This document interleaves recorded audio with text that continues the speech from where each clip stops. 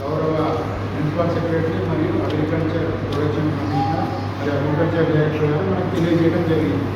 అంటే ఎప్పుడు కూడా మనం చేస్తూనే ఉంటాం, రోజు రోజుకి కొత్త కొత్త పద్ధతులు మారుతాం. గతంలో చూసుకున్నట్టయితే మనకు స్టాక్ బుక్ లేకుండా నడిచింది, బిల్ బుక్ లేకుండా నడిచింది, ఏదో కాగితంలో తీసుకొని రాసుకుంటాం. కానీ ఇప్పుడున్న పరిస్థితులు ఏంటంటే ప్రతి ఒక్కటి కూడా ఆన్లైన్ అయింది. అందులో మీ జీపీఎస్ లొకేషన్ ఉంది. మీ షాపు నేను హైదరాబాద్లో ఉన్నాయని కానీ, ఢిల్లీ ఉన్నాయని కూడా 3 స్పేస్ సైడ్ ఎక్కడైనా కానీ చూసుకోవచ్చు. డైరెక్ట్ రూట్ వస్తుంది. ఎవరైనా ఇన్స్పెక్షన్కి వచ్చినప్పుడు మీ దగ్గర ఏమేమి రికార్డు ఉంటాయి. ఫస్ట్ ఇన్స్పెక్షన్కి వచ్చినప్పుడు మీ నేమ్ బోర్డు ఉండాలి. నేమ్ బోర్డు కరెక్ట్ ఉండాలి. Shri Sainatha sweets and specials, main road, Verpur. పైన ప్రొపరేటర్ పేరు ఉంటుంది, మొబైల్ నెంబర్ ఉంటుంది. దాని పక్కన కిందన సి లైసెన్స్ నెంబర్ ఉంటుంది, ఎస్ఏ లైసెన్స్ నెంబర్ ఉంటుంది, పెట్టే లైసెన్స్ నెంబర్ ఉంటుంది. ఇది తర్వాత ఎరువులు, పురుగు మందులు విక్రయించబడినది ఇట్లా రావాలి. ఇది చూడంగానే ఆ వచ్చిన టీం మెంబర్ కానీ, టాస్క్ ఫోర్స్ కానీ 50% మంచిగా మెయింటైన్ చేసుకుని అనిపిస్తుంది. రెండో దగ్గర ఏమంటే రావటమే మీకు మీ లైసెన్స్లో ఉంటుంది. మీ లైసెన్స్ ఏం చేస్తున్నారంటే అందరూ డెస్క్లో పెట్టుకోవటము, తర్వాత ఫైల్లో పెట్టుకోవడం చేస్తున్నారు. అట్లా ఎప్పుడు కూడా చేయలేదు. మీకు ఆ గోడ ఉంది కదా, ఆ గోడకు 3 లైసెన్సులు, 3 + GST 4 లైసెన్సులు మీరు ఎగ్జిబిట్ చేయాలి, కనబడినట్టు చూసుకోవాలి. ఫస్ట్ సీడ్ ఉంటుంది, తర్వాత పెస్టిసైడ్ ఉంటుంది. మీకు ఫెర్టిలైజర్ ఉంటే ఫెర్టిలైజర్ కూడా పెట్టండి, తర్వాత GST ఈ 3 చూసుకుంటారు. చూసుకొని అక్కడ ఏం చేస్తారు, హౌస్ నెంబర్ 2-32/1 అని, హౌస్ నెంబర్ 2-32/1 అని ఉంటుంది. ఇదే నెంబరు మీరు ఏదైతే నేమ్ బోర్డు ఉంది కదా, బయట బోర్డు ఉంది కదా, బోర్డు మీద ఉందో లేదో చెక్ చేస్తాడు.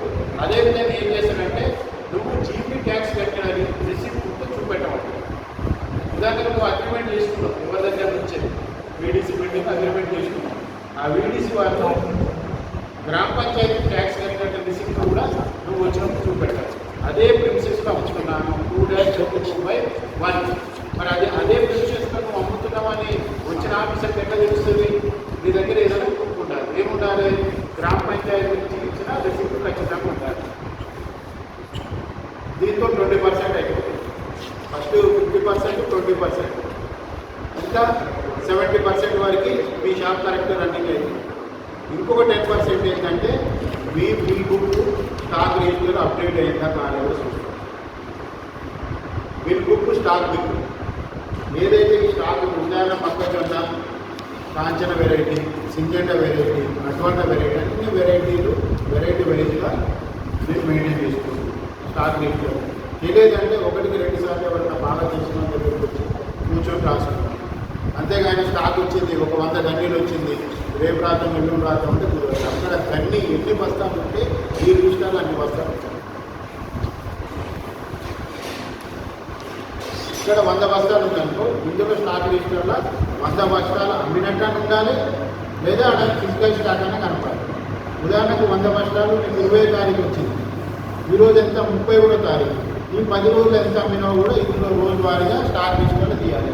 20వ తారీఖు ఎన్ని అమ్మినావు, 21 ఎన్ని అమ్మినావు, 22 ఏం అమ్మలేదు డ్యాష్ పెట్టేసి, 23 50 ప్రాసెస్. మళ్ళీ ఇదే స్టాక్ రిజిస్టర్లో ఉన్నది మళ్ళీ బిల్ బుక్లో మెయింటైన్ చేయాలి. బిల్ బుక్లు ఏమేమి ఉండాలి? బిల్లు ఖచ్చితంగా మీరు ఏవో గారితో సర్టిఫై చేయించుకోవాలి. ఆ బిల్లు ఎప్పుడైతే మీరు సర్టిఫై చేయించుకుంటారో అది ఆథరైజ్డ్ అవుతుంది. ఒకవేళ మీరు సర్టిఫై చేసుకోకుండా మామూలు బిల్ బుక్ పెట్టిననుకో అని అది అనాథరైజ్డ్ అయితే ఇమ్మీడియట్గా మీరు షాప్ సీజ్ చేస్తారు. అర్థమైంది కదా? మీరు మంచిగా నేమ్ బోర్డు పెట్టిన లైసెన్స్ ఎగ్జిక్యూట్ చేసినా కూడా ఏం పనికి రాదు. నువ్వు ఏదైతే స్టాక్ రిజిస్టరు, బిల్లు బుక్ ఈ 2 కూడా ప్రాపర్గా నువ్వు వ్యవసాయ అధికారితోనే ధృవీకరించబడితే మీరు ఖచ్చితంగా నీకు అథెంటికేటెడ్ అవుతుంది. లేదు మిస్ అయిన సార్ మర్చిపోయిన అనొద్దు. ఒకవేళ మిస్ అయినంటే ఎవరైనా వచ్చినప్పుడు ఖచ్చితంగా రెక్టిఫై చేసుకోమని చెప్తారు. ఒకవేళ వచ్చినప్పుడు సార్ ఇది అన్నింటి మీద ఉంది, ఇది ఒకటి మిస్ అయింది సార్ అడుగుతాడు. ఏం బాబు ఈ బిల్లు బుక్ మీద ఏవో సంతకం లేదంటే సార్ ఇది ఆకాశం మీద ఉన్న సార్, ఇది మర్చిపోయిన సార్ అంటే దీని ముందు బుక్ చూపెట్టాను, బిల్ బుక్ దాని మీద బుక్ ఉంది, ఇది ఏదో మిస్ అయింది సార్, ఇది రెక్టిఫై చేసుకున్నా సార్ అంటే ఓకే అండి. లేదు ఒకవేళ అన్నాడు ఏమంటాడు 15 రోజులు నీకు స్టాప్ సేల్స్ ఇస్తాడు.